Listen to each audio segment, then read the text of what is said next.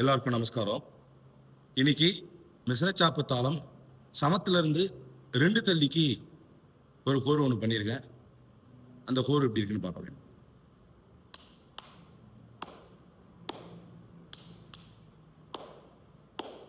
தா தக்கிட்ட தக்க தக்க ஜொட்டு திம் தத்தும் தா தக்கிட்ட தக்க தக்க ஜொட்டு திம் தத்தும் தா